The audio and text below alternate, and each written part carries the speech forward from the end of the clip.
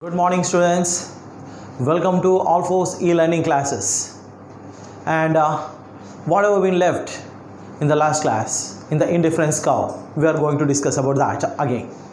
So, in the last period, I explained you about Indifference Cow, and let me repeat it again. Indifference cow is a cow which shows same level of satisfaction of consumer while he is moving in between two commodities. One is increasing, another is decreasing. He will get same level of satisfaction. The cow which is showing the same level of satisfaction of different combination of commodities is called indifference cow. Here we have seen indifference cow.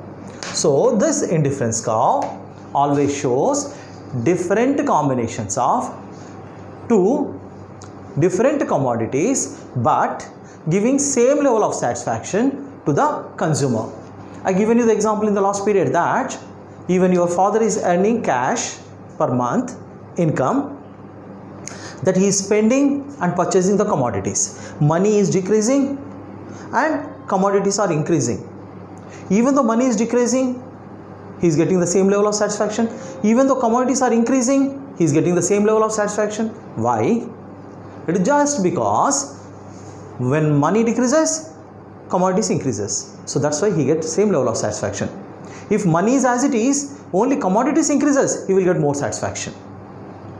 If commodities does not increase but money decreases, he won't get same level of satisfaction. He will get less satisfaction. Yes or no? So here we will see how a consumer gets his equilibrium.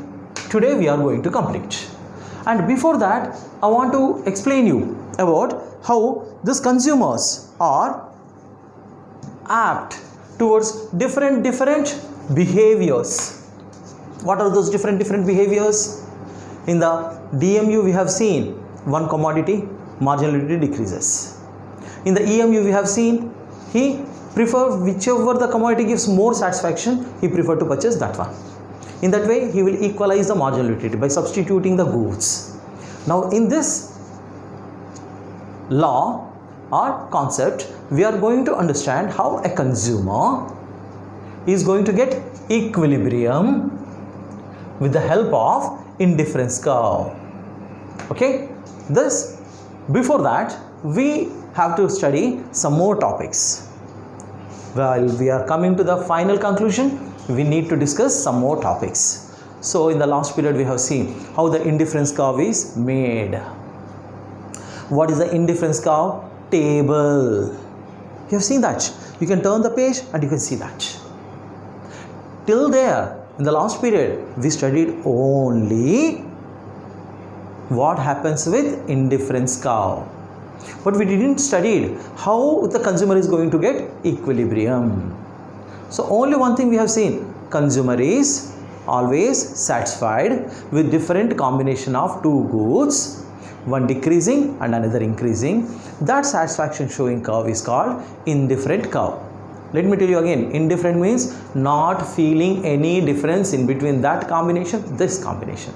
A combination and E combination. He does not show any difference. A to E combinations, every combination give him the same level of satisfaction. The curve is showing this A to E combinations which are giving same level of satisfaction is called as indifference curve because he is indifferent from A to E. All combinations he is feeling indifferent, not having any difference. Clear? Now we have seen marginal rate of substitution in the last period. What is marginal rate of substitution?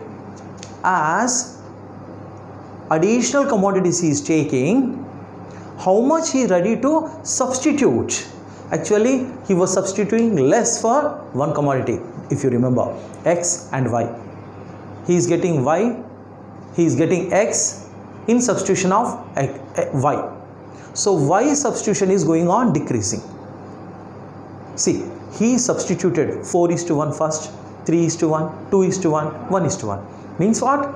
He is decreasing the Y commodities substitution. Now, we will see the indifference curve map. what is indifference curve map?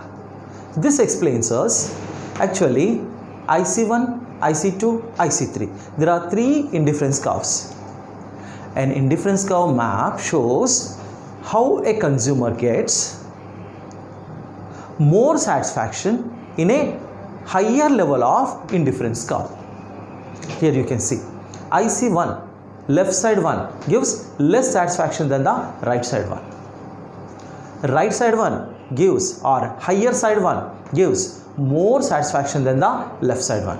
So higher side one gives more satisfaction, lower side one gives less satisfaction. Right side one gives more satisfaction, left side one gives less satisfaction. Why it is? Let me explain you in simple way. See here. This is how much he got with indifference curve IC1. See, if he goes to the higher level, doesn't he get more? So IC2 gets more than IC1. Is there any doubt? No doubt. Good. See, IC3 gives much more than that. Yes or no? This you can see at any point of indifference curves. Right side one gives more satisfaction than the left side one, or higher one gives the more satisfaction than the lower one, and these should be always in ascending order. Most of the students in exam do the simple same mistake. They put this in descending order. If you put the line numbering in descending order, that answer is going to wrong and you are going to lose minimum 1 to 2 marks. So here try to understand. Indifference curve map shows ascending order or preference or numbers in ascending order. The higher one gives more satisfaction and the lower one gives less satisfaction, because he always gets more satisfaction in the higher one. You can see even any point of the time, any point of the place, he will get more satisfaction than the lower one. Can you see that? At any point you may draw the line, you will get more satisfaction at higher one or right side one. This is the map which shows different levels of satisfaction with different indifference curves. Different levels of satisfaction in different indifference curves. 2 gives more than 1, 3 gives more than 2. 2 gives less satisfaction than the 3, 1 gives less satisfaction than the 2 and 3 both. Clear? Any more doubts? You can ask me. Okay.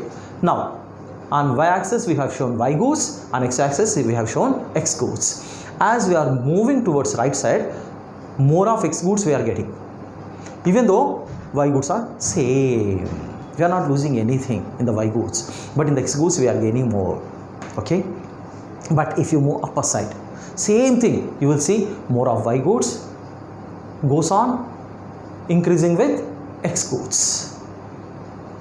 More of x goods. So with this map you can understand that different level of indifference curves gives different level of satisfaction, but one indifference curves gives same level of satisfaction. Try to understand the concept clearly. Don't get confused. One indifference curve, top to bottom, gives same level of satisfaction. Top to bottom, it gives same level of satisfaction. But a different indifference curve gives different level of satisfaction. You got it? Don't get confused. Try to understand this clearly. Now we will see the properties of indifference curve. This is a very important topic. Remember, this question appears at least out of 10 exams 8 times for 5 marks. So for knowledge as well as for the marks, you need to focus more. So this indifference curve properties every time appears in the exam. These are the side headings, you need to explain them. Indifference curves are generally negatively sloped. Negative sloping means left to right downward sloping is called negative sloping, because if one increases, another decreases. If one is increasing, another is decreasing, that curve is called as negatively sloped curve. So indifference curves are in general always left to right downwards sloped. That left to right downward sloping is called as negatively sloped. Second, indifference curve is always convex to origin. It is convex to origin. See, this is convex. If you draw like this, it is concave. Concave, convex. They are always convex to origin. Aren't they? Yes, three of them. Yesterday also we have seen indifference curve. They are always convex. Okay. Now the third one is not intersect each other. Indifference curves never intersect each other. If they intersect, it does mean the satisfaction from IC2 is getting down less than IC1. How is it possible? Because he is supposed to get the same level of satisfaction on IC2. If it intersects IC3, then he is going to get more satisfaction. So they neither cross upper side or lower side. Each curve gives same level of satisfaction without intersecting each other. So IC curves never intersect each other. You need to write the side heading and you need to write the explanation. Then you will get 5 marks. Simply. You draw the map, simply IC map, and you just mention the side headings. Then you automatically from unit test to final IPE exam, you are going to get 5 marks. Okay, what is the fourth one? The higher side represents more satisfaction than the lower side. Every time, I just explained you. Right side one or higher indifference curves shows more satisfaction than the lower side one or left side one. Why? I shown you that. You will get more of X. When you are getting more of X, certainly you will get more satisfaction. That is the cause why higher side one gives you more satisfaction. Now fifth one, it is not in your textbook, but you need to know this will be in the exam. If you write this fifth one, 100% you will get 5 marks. If you write only 4, then the marks are dwindling. You may get 4 or 5. So to get best marks, you need to read the fifth one also. Indifference curve do not touch X or Y axis. Indifference curves never touch Y axis or X axis. Because one of the assumption is, in the indifference curve, one of the assumption is, it is a too good model. There should be 2 commodities. If it touches Y means Y is 0. If it touches X means X is 0. Then 2 good model is failed. There is only 1 good left. To have 2 goods, indifference curve neither should touch the Y axis nor should touch the X axis. Is it clear? Okay. When you see the notes, the printed material of our Alphos Junior College, you will realize that additionally we are giving extra information to get you the extra marks. That is, our target is 99 marks out of 100. Yes, it is possible.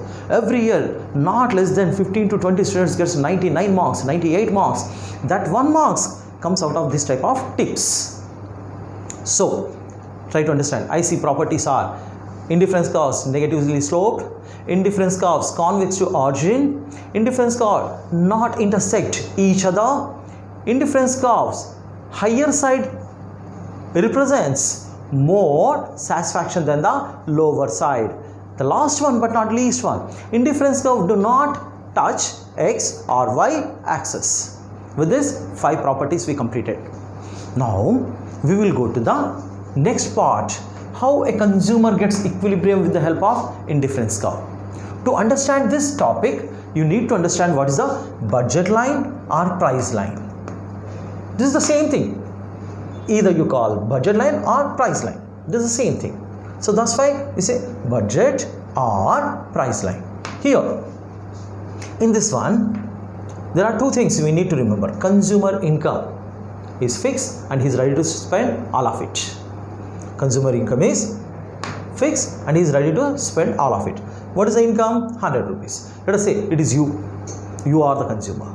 You have 100 rupees and you are ready to spend it. And next one is what? Price of 2 goods are already given. Fixed, constant. Next, we will see with income of 100 rupees, X 20 rupees and Y 10 rupees, how a consumer will restrict his purchases. Even if you have been given 100 rupees and you want to purchase chocolates and biscuit packets.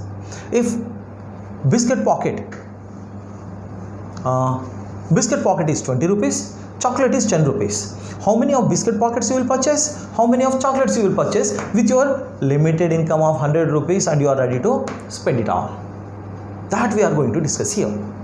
Consumer income is given and ready to spend. Price of two goods given and you are ready to purchase. So let us see the combinations, how much you can purchase. Here you see. X good, if you purchase 5. Biscuit pockets, if you purchase 5. You don't have the money to purchase even one single chocolate. Yes or no? Because all 100 rupees are spent. So this is the combination 1. In the combination 2, if you purchase X goods 4, then you have the money to purchase 2 Y goods. This is 80 rupees. Right? 420s are 80 rupees. And you have left with 10 rupees. And you will be left with 20 rupees. You can purchase 2 of Y goods. If you purchase 3 of X goods, 60 rupees spent. Okay, with 40 rupees you can purchase Y4. So these are the different combinations. At the end, if you purchase 1 X good or biscuit pocket, you can purchase 8 chocolates. The last combination, if you purchase all of Y goods, 10 out of 10, 10 rupees, you purchase 10 commodities, you spent 100 rupees, then you have no money to purchase even one single biscuit pocket. These are the different combinations which shows or which restrict the purchasing power of your money or your capacity. You can purchase either this combination or this combination or this combination or this combination. You cannot go a different combination because prices are fixed and income is fixed. That is shown in the graph. See here, we will say X goods are shown on X axis, Y goods are shown on Y axis. Okay, Y axis 0, 2, 4, 6, 8, 10. And we have shown X axis with X commodities 1, 2, 3, 4, 5. If you purchase 10 of Y goods, then there is no X good, 0. If you purchase 5 of X goods, you cannot purchase any of Y good. So the restriction goes like this: 8 of what? Y goods, 1 of X goods.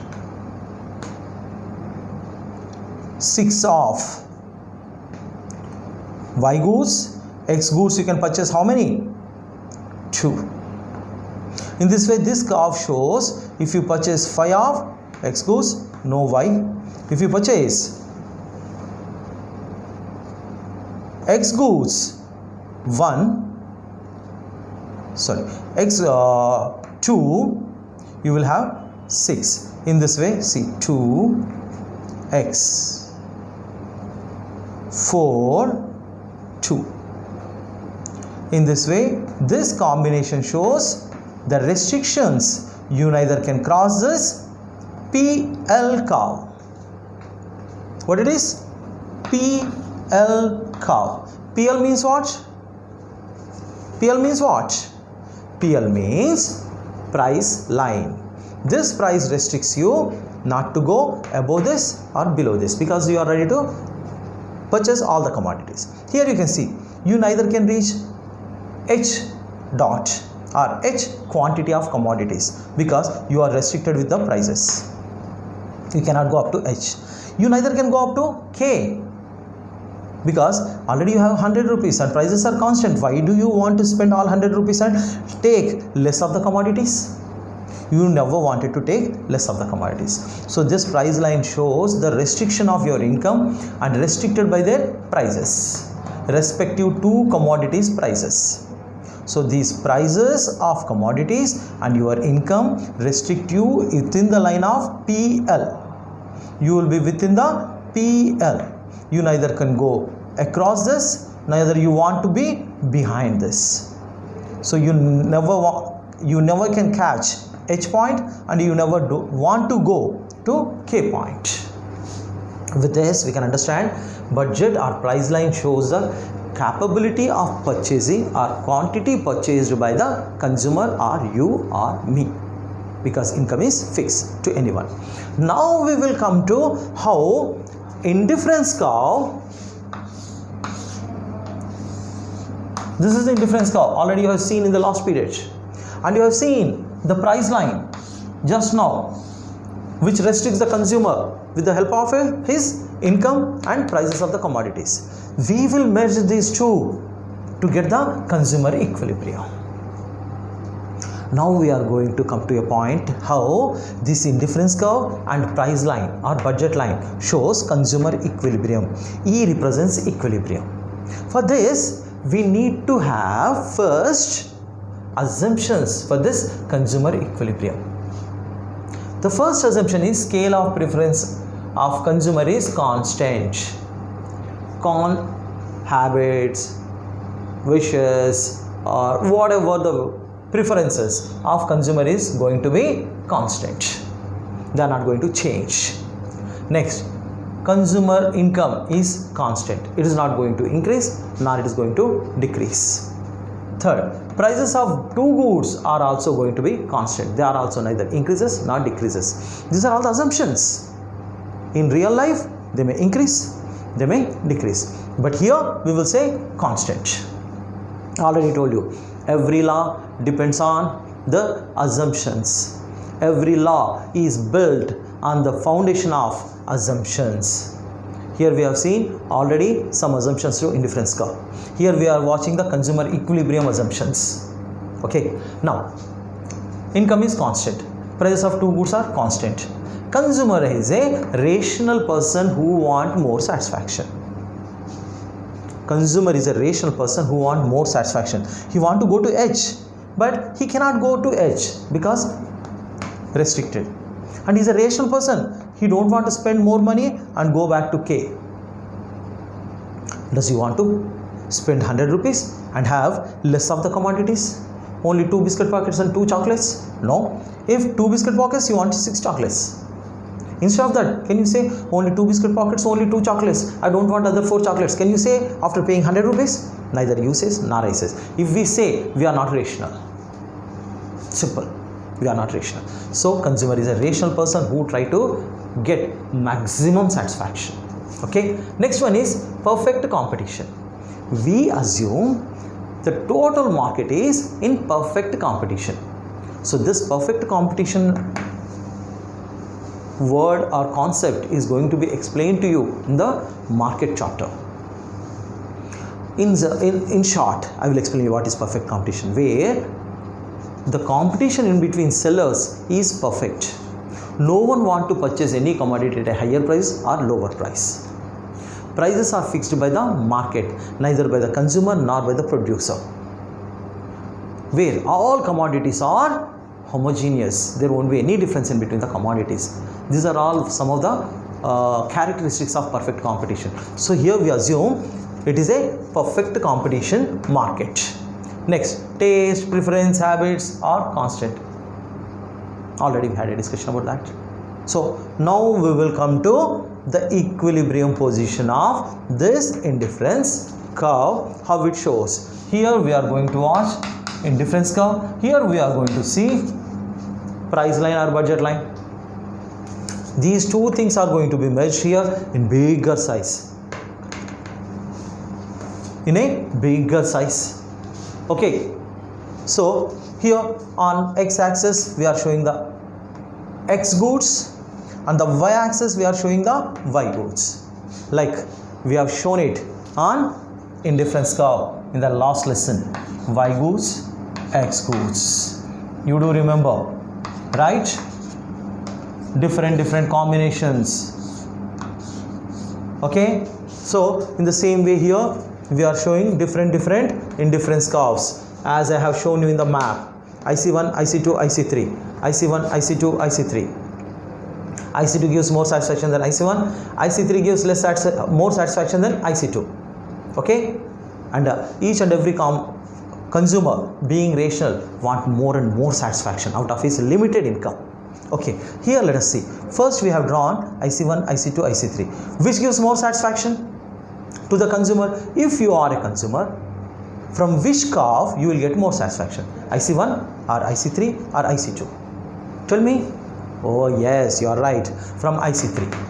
From IC3 you will get more satisfaction, no doubt. But we have some restrictions with the price line.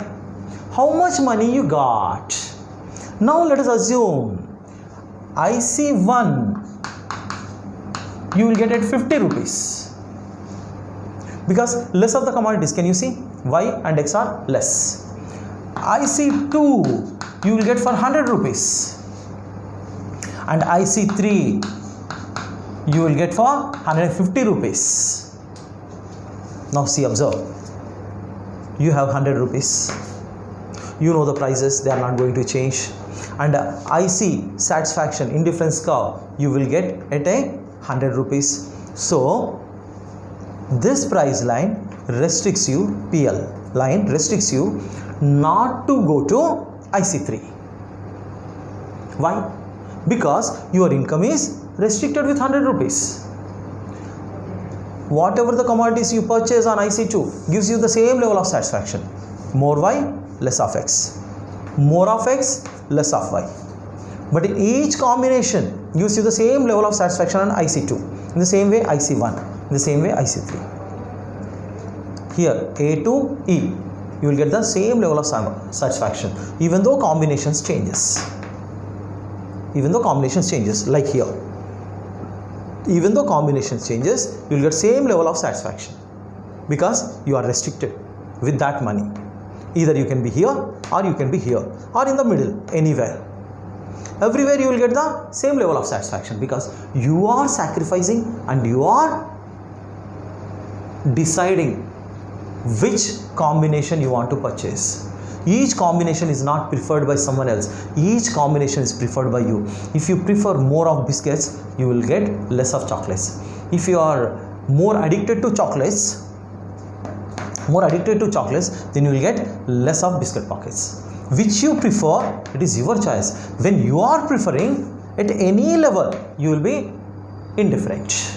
You will be indifferent to all these combinations. You will be always happy with any combination because it is your choice. Here we will see the price line is restricting you in between PL, and this is at H level where you cannot reach. Can you reach? No. Where you cannot reach, and being a rational person, you don't want to go to K. IC1. Neither you can go to IC nor you want to go to IC1. So you are restricted in between IC2 and PL. So where this price line is intersecting with indifference curve 2, that point is called as equilibrium point. At this equilibrium point, you will purchase n number of Y commodity, n number of Y commodity and m number of X commodity.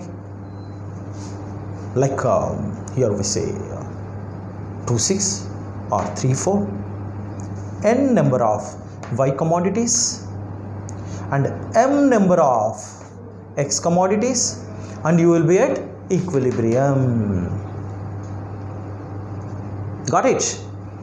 Neither you can go to IC3 nor you want to come to IC1 because IC1 commodities you will get at a price of 50. IC3 you have to get at price of 150. This you don't have, and this is what you have. With that you reach this space. In this place you will get n number of Y, m number of X, and you will be at equilibrium. Okay, this is your quantity of commodity and you are happy with that. This is being explained to you by whom? First, it has been proposed by Edgeworth. Do you remember the Edgeworth? And after that it is being explained by Higgs. And now we will see the superiority of this concept. The superiority is, here we are not using cardinal utility, but we are using ordinal utility. All the time we are saying IC2 gives more satisfaction than IC1, but we are not saying how much. 10 utils, 30 utils, 50 utils. We are not saying that. Only this much we can say IC2 gives more satisfaction than IC1. IC3 gives more satisfaction than IC2. That is comparison. And in real life also, that is what happens. What gives you more satisfaction? That is always restricted by the money. For this, generally, I use this example in the classroom. The first week of the month, generally your father is going to have enough money in the pocket to purchase the best fruits like kiwi. If you are a non-vegetarian, mutton. Second week, your father income started decreasing. Then he will prefer something like mango. Kiwi is gone, mango.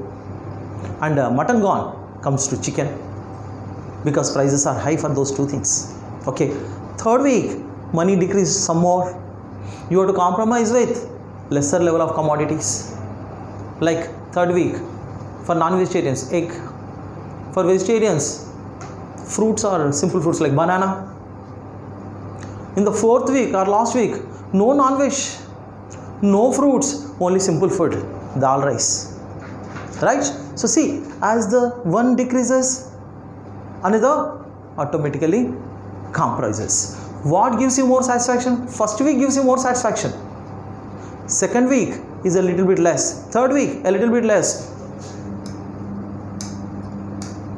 Now do you understand how we make a comparison between the weeks? In the same way, IC2 gives more satisfaction than IC1, IC3 gives more satisfaction than IC2. But there is nothing different in our real time of life.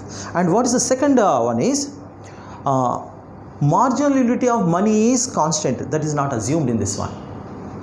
Marginal utility of money is really changes, and that is being accepted. Just now I told you, first week we have more money, we spend more. Second week we are having less of. First week we are spending less. See, if the marginal utility of money is equal, every week you have to spend in the same level, but it's not possible. So that's been practically shown with the help of this indifference curve analysis, and it shows all the effects like price effect, which is not shown in the DMU or EMU, but here it shows price effect. Along with that, income effect, price effect, income effect. Income increases, quantity increases. Price decreases, quantity increases. If price of X decreases, we can purchase more of X. But here, they are fixed. Means, we have seen price effect, income effect. Not only that, even substitution effect also. You are substituting one for another. 5, 0, 4, 2, 3, 4. Substitution effect also being discussed. This is the superiority of this concept. With this, we can come to a conclusion of indifference curve and equilibrium of consumer with the help of indifference curve. Okay. Good day, kids.